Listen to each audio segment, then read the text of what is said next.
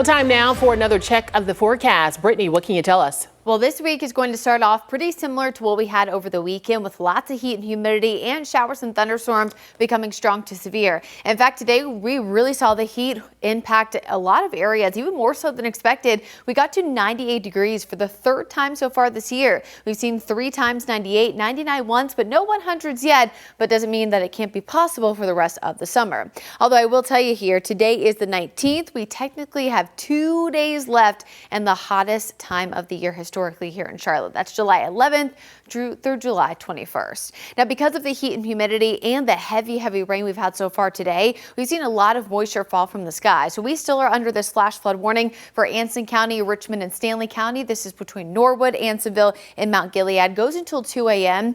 Now, I am starting to see some positivity here with some lesser rainfall, especially there on the northern side of Anson County, but about 2 to 3 inches already fallen, with an additional 1 to 2 possible until 2 o'clock rolls around. So please, if you're traveling in this area Monday morning, look out for any flooded roadways, and please remember, turn around, don't drown. Even if you encounter an area that you drive all the time, you're just not sure what's there. It could be a washed away road, a washed away bridge, and never drive around any kind of barricades. With this storm system, you can clearly see very strong, 218 lightning strikes. And while technically lightning has no threshold for severe weather, this has definitely been lightning that has been very noticeable, especially over the last couple of hours. It's really the last of the remnant storms that we have to track out there right now. A little bit of rain action up in Burke County, but again, that's pretty much it. Tomorrow, once again, a low risk for some strong to severe thunderstorms, as we saw today in Conover. Even technical severe storms, even outside of that technicality, which is 60 miles an hour or more, can provide major issues when it comes to trees and power lines down,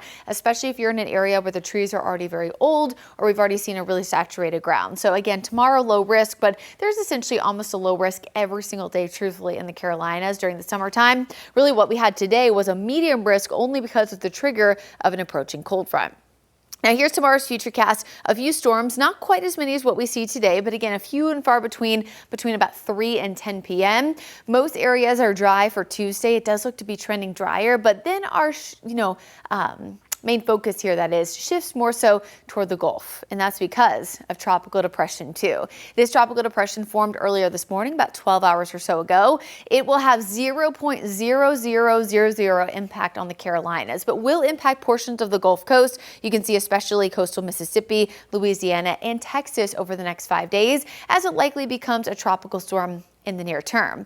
Right now, storm surge issues are possible, especially from Crystal River all the way up toward Apalachicola and the Big Bend, but really on the lower end, about 1 to 3 feet, which is not necessarily abnormal, even when these folks just see thunderstorms rolling off the Gulf Coast. Now, rain and storms again in the Gulf, impacting those Gulf states over the next couple of days, but we see rain too. We see increasing rain chances in a stalled cold front, but again, our rain, folks, has nothing to do with TD2. Here's a look at the rainfall forecast for the next couple of days. You'll see once it populates here that we're looking at 5 to 7 inches in areas near the immediate coastline of the Carolinas, especially North Carolina and offshore. Again, because of a stalled cold front, while TD2 keeps all of its impact in the Gulf. You'll see this here reflected in the Jerry Hunt Supercenter 7-day. More clouds, slightly cooler, but more rain. That's the big story heading into the end of the week.